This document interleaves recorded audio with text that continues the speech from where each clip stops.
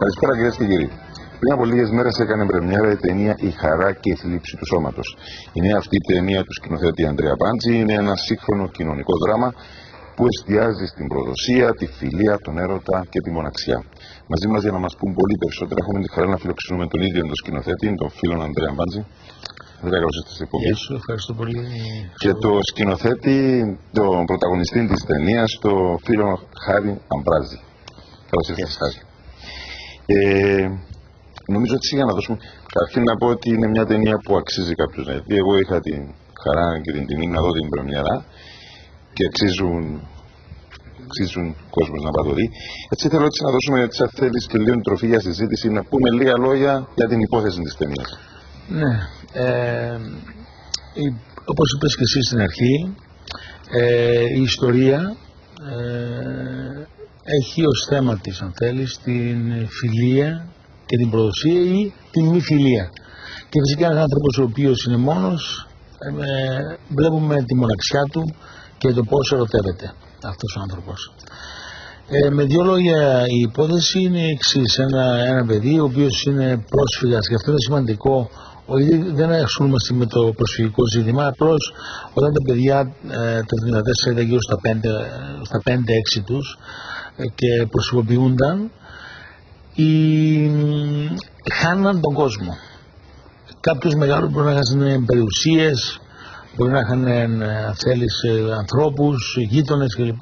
Τα παιδιά χάναν τον κόσμο γιατί συνηθίζουν σε έναν κόσμο, σε μια ρουτίνα κλπ. Και αυτό τους προξενεί μεγάλα ψυχικά, αν θέλετε, τραύματα. Και αυτό το τραύμα είναι που φέρει μαζί του ο ήρωας, ο οποίος ονομάζεται Ευαγόρας, όπως ξέρεις, Χριστόδουλε. Ο Χάρης άλλος Ευαγόρας είναι εδώ. Ο οποίος έχει χάσει τον πατέρα του, συναντά ένα άντρα από τη Βουλγαρία, γίνονται φίλοι, γίνονται συνέτεροι. Και αυτός ο άλλος άντρας, ο Μιλέν, που τον υποδίεται ο Γιώργος ο Γραφάς, θέλει να το βοηθήσει, πράγμα που στο τέλος καταλαβαίνουμε ότι μπορεί και απλώς να εκμεταλλευτεί τις γνώσεις του, γιατί είναι ο καλύτερος κομπιουτεράς στο πανεπιστήμιο, ο Ευαγόρας, και παραχαράσει σου μαζί λεφτά. Δηλαδή αυτός του λέει: κάνε μου δύο φάκελους. Πώς να τυπώσω? $1. Κάποια χαρτονομίσματα. Τα παίρνει, φεύγει, εξαφανίζεται και σε 3 μήνες έρχονται και συλλαμβάνουν το δικό μας. Ο Ευαγόρας, για λόγους φιλίας και λοιπά, δεν λέει τίποτε. Δεν ξέρει τίποτε. Ξέρεις, αν συνεργαζόταν με την αστυνομία, οπωσδήποτε στη δίκη θα έμενε ένα χρόνο μέσα και λοιπά. Ενώ επειδή για λόγους φιλίας δεν το κάνει, κάθε 5 χρόνια μέσα βγαίνει και θα είναι πολύ σύντομος, προσπαθεί να επικοινωνήσει με το φίλο του, όχι για να πάρει λεφτά, αλλά για να νιώσει ότι το ό,τι έκανε, το ότι δεν είπε τίποτε και έκατσε 5 χρόνια φυλακή, το έκανε για μια σχέση φιλίας. Λοιπόν, και εκεί πέρα αντιλαμβάνεται ότι ο άλλος δεν το απαντά. Χαμένος, κρύβεται. Έχει αλλάξει όνομα. Στη Βουλγαρία ζει κανονικά εκεί πέρα με άλλο όνομα κλπ. Η αστυνομία εκεί πέρα ξέρει που βρίσκεται. Και ξεκινάει στη Βουλγαρία να τον βρει. Εκεί πέρα συναντά μια κοπελιά, η οποία περιστασιακά εκτίθεται όταν δεν έχει λεφτά. Οπότε αρχίζει, αν θέλετε, μια έμμεση αναφορά στις κοινωνικές συνθήκες του προσοσιαλισμού και της κρίσης που δέρνει όλα τα Βαλκάνια σήμερα. Μια κοπέλα, ας πούμε, εκπορνεύεται γιατί δεν έχει λεφτά και έχει ανιψάκια κλπ. Λοιπόν, δεν έχει παιδιά δικά της. Και η ιστορία αυτή καταλήγει, αν θέλετε, σε μια τραγωδία, γιατί φτάνει από την Κύπρο ένας αστυνομικός Ιντερπόλ, ο οποίος προσπαθεί να εντοπίσει μέσω των κινήσεων του Ευαγόρα, που ξέρει πάρα πολύ το φίλο του, να συλλάβει τον φίλο, τον Μιλέν, που υποδίεται ο Χωραφάς, όπως είπαμε προηγουμένως, ο Γιώργος. Εκμεταλλεύεται το γεγονός ότι η μικρή, η κοπελιά, η Ντίτα, η Αφροδίτα, σε συντομία, είναι, αν θέλετε, πουτάνα ή κάπως έτσι, κοιμάται μαζί της, την έχει του χεριού του, θέλει ξανά και ξανά, αυτή αρνείται, εμφανίζεται ο φίλος ο οποίος αποκαλύπτει στον Ευαγόρα ότι η κοπελιά είναι πουτάνα και μία απογοήτευση αυτή, αλλά η πιο ισχυρή απογοήτευση είναι ότι όταν αντί να του πει, ρε παιδί μου, αγόρα πόσο καιρό θα καθίσεις, 5 μέρες, 10 μέρες, θα κάτσεις ένα μήνα. Πάμε σπίτι μου να σου δείξω που θα μείνεις. Εδώ πέρα θα μένεις, εδώ πέρα θα τρώμε, θα γίνουμε τα βράδια, είσαι φίλος μου. Του λέει πάρ' τα λεφτά και φύγε. Μα έτσι θα μπορούσε να το στείλει και με το DHL. Αυτό λοιπόν καταλαβαίνει ότι έχει πλέον να κάνει όχι με ένα φίλο, αλλά με έναν άνθρωπο ο οποίος για να σώσει το τομάρι του, τη ζωή του, γιατί του λέει πρέπει να μην χρειάζεται τον εαυτό μου, διαφορετικά είμαι νεκρός. Άρα αυτός δεν σκέφτηκε το τομάρι του, ευαγοράς, ο άλλος όμως το σκέφτεται. Αυτή είναι η μεγάλη του απογοήτευση. Δηλαδή ότι έκατσε 5 χρόνια φυλακή για ένα ο οποίος ουσιαστικά δεν είναι φίλος του. Νομίζω να βάλω μια τελεία γιατί πάμε αρκετά. Να τους αφήσουμε να πάνε να δουν και... Τι γίνεται παρακάτω, ναι. Χάρη, πόσο εύκολο ή δύσκολο, αν θέλεις, είναι ένα ηθοποιό να εισαρπέσει το συγκεκριμένο ρόλο? Πιστεύω ότι είναι δύσκολο. Να σας επισημάνω ότι είμαι πρωτοεμφανιζόμενος σε αυτή την ταινία. Ότι με επανέκανα, όσο πιο πιστά γινότανε. Και τα συγχαρητήρια στο σκηνοθέτη που δίνει και ευκαιρία σε νέους ηθοποιούς. Ναι, τον ευχαριστώ. Και δημόσια. Παρακαλώ κύριε Μπράζη. Θα ήθελα μόνο να συμπληρώσω από την πλευρά το πώς το βλέπουμε οι ηθοποιοί ένα ρόλο, την ψυχολογική πιο πολύ, πέρα από τη σκηνοθετική, ότι όντως είναι δύσκολο αυτό. Ο ήρωας έχει ζήσει ένα μεγάλο τραύμα σε πολύ μικρή ηλικία, έχει στερηθεί το πατρικό πρότυπο και παρόλα αυτά φροντίζει και προστατεύει και τη μητέρα του να μην νιώθει τόσο μόνη της. Δηλαδή λίγο έχει γίνει και γονέας του γονιού του. Και σαν άνθρωπος, ενώ τον χαρακτηρίζω ευφυή, έξυπνο, καλλιεργημένο, δεν έχει διαχωρίσει λίγο μέσα του το ότι οι άνθρωποι με την πολύ καλή συμπεριφορά δεν σημαίνει απαραίτητα ότι κρύβουν και έναν πολύ καλό χαρακτήρα. Και εκεί πιστεύω πολύ έξυπνα και έντεχνα ο Μιλέν αρχίζει να το χειρίζεται. Δηλαδή πίσω από μια πολύ καλή συμπεριφορά κρύβει ένα χαρακτήρα πολύ χειριστικό. Και είναι ωραίο αυτό, γιατί είναι μια πολυεπίπεδη ταινία και σε αυτό το επίπεδο πιστεύω είναι πολύ καλό. Αν αντιλαμβάνομαι σωστά, είναι ότι ο Ευαγόρας είναι τόσο καλός που φτάνει στην αγαθοσύνη, δηλαδή στο να τον εκμεταλλεύονται. Ναι, δεν έχει τη δεύτερη σκέψη, ακριβώς. Ναι. Αυτό. Δηλαδή είναι έτοιμος να δοθεί, ρε παιδί μου. Σήμερα οι άνθρωποι δεν δίνονται. Σκέφτονται ξανά και ξανά κλπ.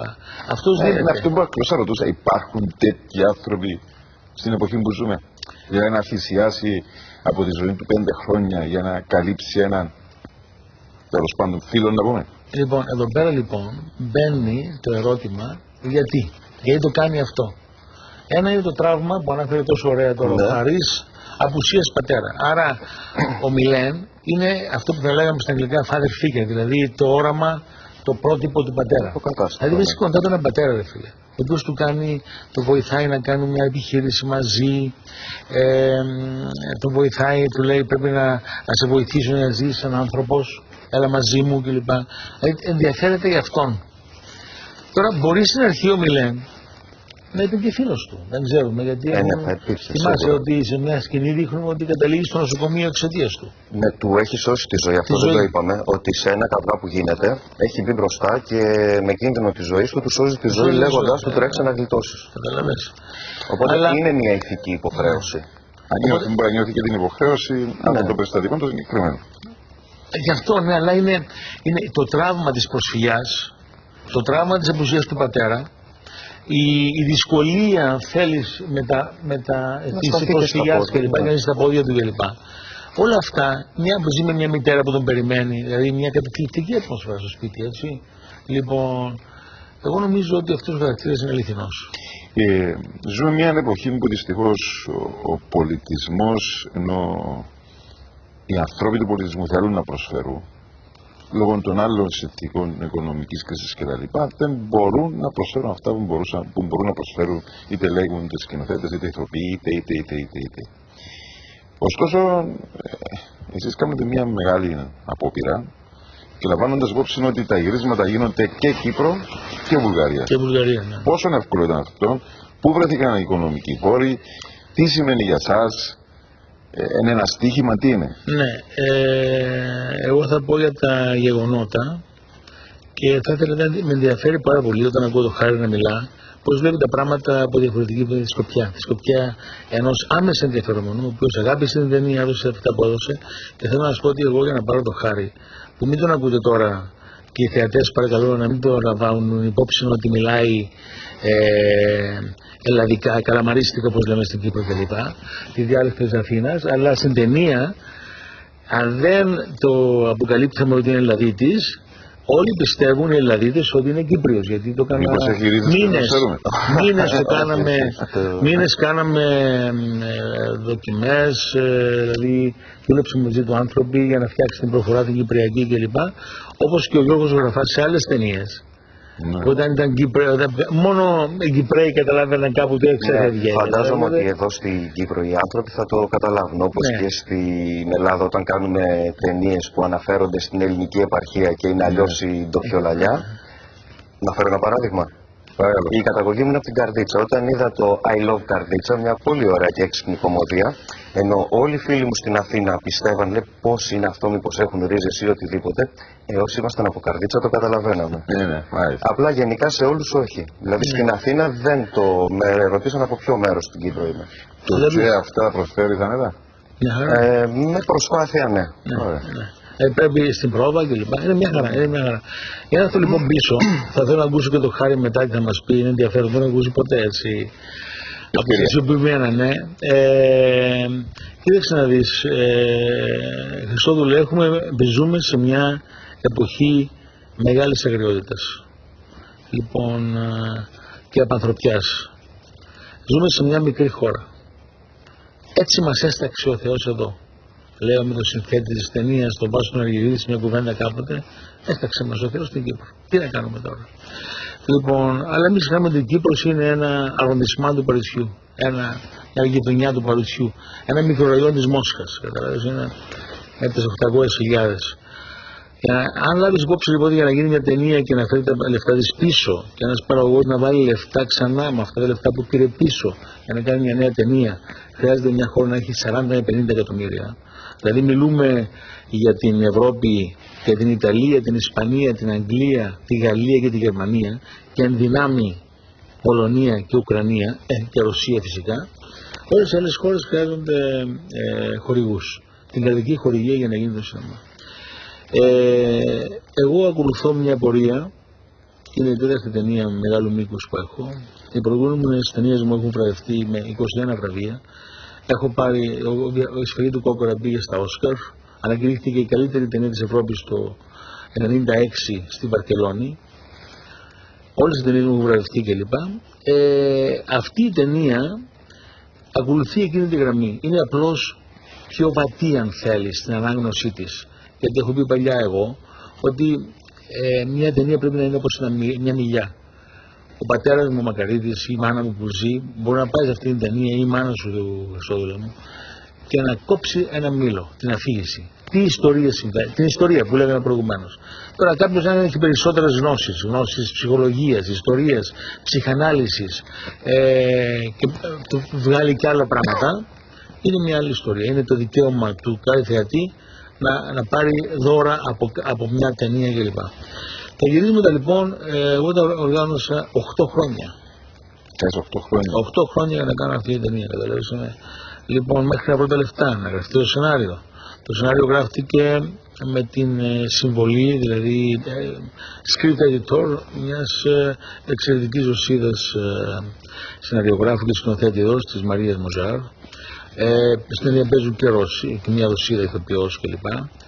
Εξαιρετική και φυσικά πάρα πολύ Βουλγαροί. Όλα αυτά τα χρόνια είχα μπροστά μου στο νου μου, έπρεπε να κάνω αυτό το πράγμα. Λοιπόν, όταν ήρθε για να καταλάβεις το 10 πήγαμε να κάνουμε γύρισμα, έφυγε η διεύθυνση της ΕΡΤ, δεν μπορούσε να υπογράψει η ΕΡΤ και δεν μπορούσε να πάρω τα λεφτά.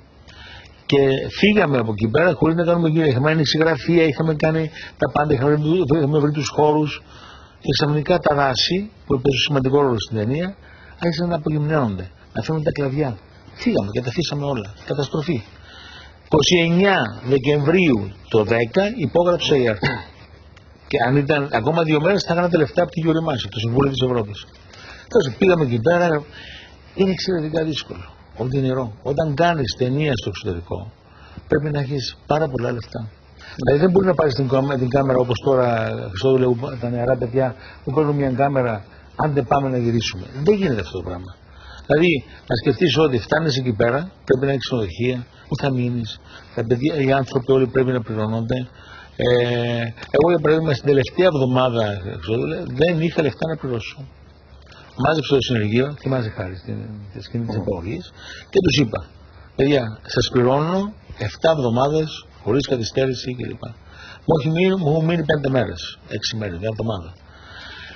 Θα σας πληρώσω σε 2 μήνες με τόκο 5% στα λεφτά που, δηλαδή 600 ευρώ, στα 1000 ευρώ, στα 2000 ευρώ όχι δεν είχαμε τόσο μεγάλα, 1500 ευρώ, θα σας πληρώσω σε 2 εβδομάδες κλπ. Όλοι δέχτηκαν. Αυτό είναι από ένα, για να είμαστε πάντα υπερβολικά ρομαντικοί. Ο ηχολήπτης. Λοιπόν, ήθελε να πληρωθεί, εντάξει, τον πλήρωσα αυτό, όλα τα παιδιά, δηλαδή δημιουργήθηκε μεταξύ μας και στο συνεργείο και με τους Βούλγαρους συναδέλφους κλπ. Μια θέλεις κατάσταση φιλίας, εμπιστοσύνης. Αν δεν υπάρχουν αυτές όλες τις μέρες, δεν θα είναι και το αποτέλεσμα που περιμένει κάποιος. Χάρη για όλα αυτά που έχει πει ο Ανδρέας, τι έχεις να πεις? Θα ελαφρύνω τη συζήτηση και θα πω ότι όλες αυτές οι καθυστερήσεις μας βοηθήσαν να μάθουμε καλύτερα το σενάριο, να κάνουμε περισσότερες πρόβες, να προσεγγίσουμε την τοπιολαλιά και όλα αυτά. Δεν κακό αμυγές καλού. Το ξέρω. Αλλά εκεί πέρα, Χάρη. Είναι δύσκολα τα πράγματα πια. Είναι πραγματικά δύσκολα. Αλλά εντάξει, πιστεύω ότι πάντα πρέπει να έχουμε μια ελπίδα και να το προσπαθούμε. Είναι αισιόδοξο. Ναι, δεν θέλω να. Ακριβώς, μα πρέπει να υπάρξει αισιοδοξία σε αυτές τις μέρες. Αν τη χάσουμε και αυτήν πήγαμε. Αυτή μας έμεινε. Το πρόβλημα είναι ότι βλέπεις ολόγερα, Χριστόδουλε, να κυριαρχούν πράγματα τα οποία δεν έχουν καμία αξία. Δηλαδή, η τέχνη γενικότερα είναι χωρισμένη στα δύο. Είναι αυτή η οποία βασίζεται πάνω στη συνήθεια του θεατή να βλέπει, να μην σκέφτεται, να γελά απλώς, έτσι, ή να ταυτίζεται με αυτά που συμβαίνουν, και είναι μια άλλη τέχνη η οποία προσπαθεί να τραβήξει τα πράγματα λίγο πιο μπροστά. Να σου θυμίσω, επειδή έκανες βίζα στην Βουλγαρία, πρώτο ξέρεις, εγώ σπούδασα στη Ρωσία, κάποτε ρώτησαν τον Λένιν: ποιον προτιμάς, τον Ντεμιάν Μπέτνη, ένα προλεταριακό ποιητή, ή τον Μαγιακόφσκι? Και αυτός λέει τον Μαγιακόφσκι. Γιατί, Βλαντιμίρ Ιλίτς? Διότι λέει: ο Ντεμιάν Μπέτνη πάει βήμα με βήμα με τους εργάτες και τον κόσμο, τους πολίτες. Ενώ ο Μαγιακόφσκι μπορεί να φαίνεται δυσνόητος, αλλά τραβάει τα πράγματα λίγο πιο μπροστά. Εντάξει, αυτό που λέω είναι μια αναφορά ενός μεγάλου πολιτικού ηγέτη. Δεν θα κρίνουμε τον και τον σοσιαλισμό όπως ήταν τότε κλπ. Δεν υπάρχει. Απλώς μια αναφορά ενός ηγέτη. Και να σου θυμίσω και το άλλο όμως, αν θυμάσαι, όταν ήρθε ο Υπουργός Πολιτισμού της Αγγλίας το 40-41 και στο Τσέρτσιλ και του λέει: εξοχότατε, για να μπορέσουμε να νικήσουμε τους Γερμανούς πρέπει να κάνουμε αποκοπές στην παιδεία.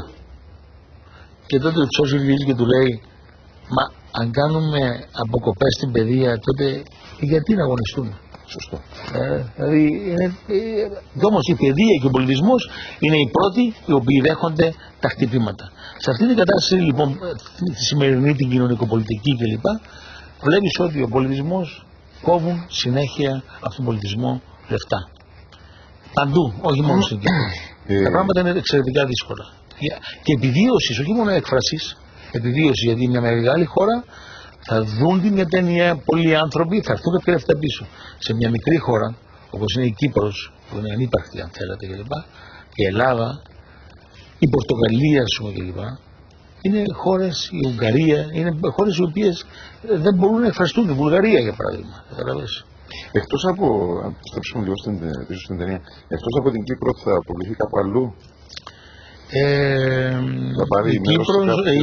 Ναι, η ταινία θα κάνει πρεμιέρα 3 Φεβρουαρίου στην Ελλάδα και από τις 6 θα είναι στα σινεμά.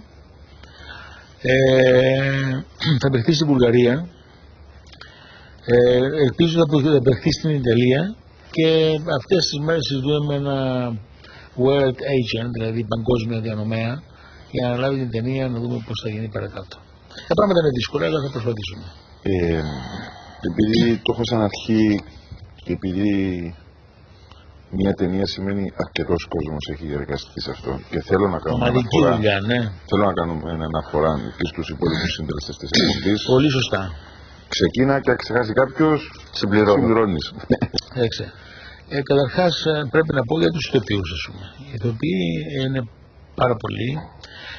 Εντάξει, είναι ο Χάρης πρωταγωνιστής. Έχουμε την τύχη να είναι μαζί μας ο Γιώργος Γοραφάς, ο οποίος παίζει ένα βούλγαρο μαφιόζο και μιλά βουλγάρικα στην ταινία. Ξέρει βουλγάρικα ή τα μάθε λόγω ταινίας? Λόγω ταινίας τα μάθε, ναι. Δεν ήξερε. Το ρόλο του. Λοιπόν, είναι η Σίλβια Πετκόβα που θα την δείτε, μια εξαιρετική ηθοποιός βουλγάρα, όπως λέω πάντα, με τη στόφα της Σταρ. Λοιπόν, και φυσικά έχουμε και πολλούς Κύπρους ηθοποιούς, όπως είναι ο Κρίστοφερ Γκρέγκο, εξαιρετικός ηθοποιός. Η γκάμα που παίζει είναι πολύ πλατιά και μπορεί και να βαθύνει στα πράγματα. Είναι ο Κώστος Δημητρίου, ο οποίος είναι ο φίλος του Ευαγόρα, και υπάρχει μια αντίθεση ανάμεσα στους δύο χαρακτήρες που προκαλεί ηλαρότητα και γέλιο. Δηλαδή οι θεατές πάντα το απολαμβάνουν, τον Κώστο Δημητρίου. Είναι η Λίνα Ζένια Παπά, η οποία είναι η μάνα του Βαγόρα. Είναι η Παναγιώτα η Μόνια, η οποία παίζει την αρμονιαστικιά του, την πρώτη αρμονιαστικιά του κλπ. Είναι ο Δημήτρης Δημητρίου, ο Σκεύος Πολυκάρπου. Είναι πάρα πολλοί ηθοποιοί Κύπροι οι οποίοι πλαισιώνουν αυτή την προσπάθεια. Φυσικά πρέπει να σταθώ στον συνεργάτη μου τον Πάσο τον Αργυρίδη, ο οποίος με τον οποίο κάνουμε τώρα εδώ και 20 χρόνια κάνουμε σινεμά μαζί. Το σενάριο το έχω γράψει εγώ, αλλά έχω ξεχάσει κάποιον. Εντάξει, πρέπει να πω ότι η συμπαραγωγή μου στην Κύπρο είχα και συμπαραγωγούς, δηλαδή πρέπει καταρχάς να ευχαριστήσω τον Ρικ για τη βοήθεια του. Αυτό είναι πολύ σημαντικό. Να ευχαριστήσω τη Σεκίν που με βοήθησε. Χωρίς τη Σεκίν δεν μπορούσε να γίνει ταινία.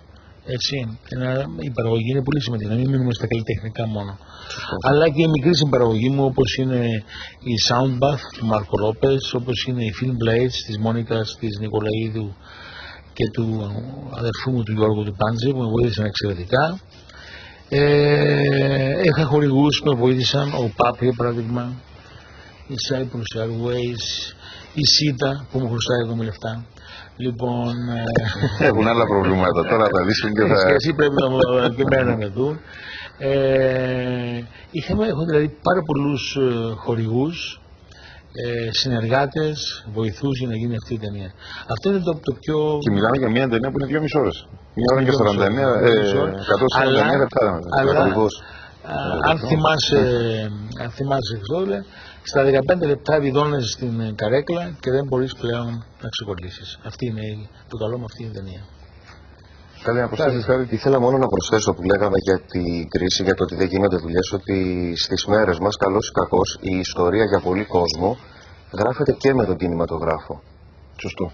Και επειδή είμαστε ένας λαός με μεγάλη ιστορία, θα πρέπει λίγο να το επεκτείνουμε αυτό το θέμα του κινηματογράφου και σε ιστορικά γεγονότα. Θα πρέπει να προσθέσουμε πράγματα και όχι να αρχίσουμε να τα περικόπτουμε. Μετά από κάποια χρόνια, αρκετά χρόνια, ίσως τα παιδιά μας και τα εγγόνια μας, θα λένε ότι αυτές οι ταινίες γυρίστηκαν την εποχή της οικονομικής κρίσης. Όπως λέμε εμείς τώρα την εποχή της Χούντας, για παράδειγμα. Ναι. Θα μείνει. Έτσι κλείνοντας, να ακούσουμε και λίγο τα μελλοντικά σας σχέδια πάση σε προσωπικό επίπεδο. Ανδρέα. Κοίταξε να δεις. Είναι πολύ ωραία αυτή η ερώτηση. Αν τη συσχετίσεις με την οικονομική κρίση. Δηλαδή, έχω από τη μια μεριά, σίγουρα θέλω κάποια πράγματα να κάνω. Δηλαδή, είναι και στο σινεμά και στο θέατρο. Λοιπόν, εντάξει, θέλω να τελειώσει η πρεμιέρα στην Κύπρο, η πρεμιέρα στην Ελλάδα, που σου τώρα πάρα πολύ μεγάλη ενέργεια. Και μετά θα ασχοληθώ, θέλω να κάνω μια ταινία για την συνεργασία, πρώτη φορά το λέω αυτό, της ΕΟΚΑ, της Πρόπλητης και του Ήρα στις φυλακές της Αγγλίας. Έχω βρει και συμπαραγωγούς για αυτό το πράγμα. Έχω σχέδια για μια ταινία για την, που ονομάζεται Βαλκανικό Μπορδέλο, Ευρώπη, Βαλκανικό Μπορδέλο, 2 τελίτσες, Ευρώπη, για τον πόλεμο στην Ιουγκοσλαβία και την αδικία του ΝΑΤΟ ενάντια στη Σερβία. Και φυσικά έχω και άλλα πράγματα. Έχω ένα project το οποίο ελπίζω να μπορέσω να το κάνω με παραγωγό ένα μεγάλο Έλληνα σκηνοθέτη που ζει στη Γαλλία, παραγωγό για τον Πέτρο Πρώτο, ένα project που το έχω εδώ και 15 χρόνια. Λοιπόν, εντάξει, στο θέατρο πάλι πάρα πολλά πράγματα. Θέλω να επαναλάβω τον Δίποδα Τύρανο που τον έκανα στο Εθνικό Θέατρο της Βουλγαρίας, να τον κάνω στην Κύπρο ή στην Ελλάδα. Εντάξει, αυτά είναι project. Δηλαδή, αν ήταν ένα χαρτί και ένα μολύβι, θα σου έλεγα θα γράψω αυτά τα πράγματα. Αλλά είναι πάντα εμπλέκονται πολλά λεφτά. Χάρη, άκου. Ναι. Μέσα σε όλα αυτά τα σχέδια κολλάει ο Χάρης. Ο Χάρης πάντα. Ευχαριστώ. Τον οποίο βρήκα, να ξέρεις, μετά από casting στην Κύπρο και στην Ελλάδα, είδα όλους τους Κύπρους ηθοποιούς για να το βρω, γιατί έφερνε πάντα μαζί του αυτή τη λύπη των 5 χρόνων άδικης φυλάκισης. Αυτή τη λύπη που έχει στο πρόσωπό του και τώρα, αυτή η σοβαρότητα, είναι αυτή που με όδησε να το πάρω. Χάρη, τα δικά σου σχέδια. Ανακοινώσιμο δεν είναι κάτι. Υπάρχουν προτάσεις, συζητήσεις. Είπαμε και πριν ότι είναι ρευστά τα πράγματα και εντάξει. Αλλά δεν είναι κάτι ανακοινώσιμο ακόμη. Μακάρι να πάνε όλα καλά. Ευχαριστώ. Σας ευχαριστώ πάρα πολύ. Να πούμε πότε θα είναι στους κινηματογράφους στην ταινία. Στους κινηματογράφους στην ταινία θα είναι στις 8 Νοεμβρίου. Ωραία. 8 Νοεμβρίου σε όλες τις πόλεις, στα Cineplex και στο Ρίο της Πάφου. Θα πάρουν ευχαρίστηση, θα ευχαριστηθούν. Είμαι σίγουρος και από εμάς όσοι είχαν τη χαρά να δουν την πρεμιέρα, το επιβεβαιώνω αυτό ότι θα είναι κάτι το οποίο να αξίζει κάποιος να δει. Σε ευχαριστώ πάρα πολύ. Σε ευχαριστούμε, Χριστόβολε. Και τα καλά σου λόγια για την ευκαιρία που μας έδωσες να μιλήσουμε. Χαρά και μας και τιμή μας. Ευχαριστούμε πάρα πολύ. Ευχαριστώ.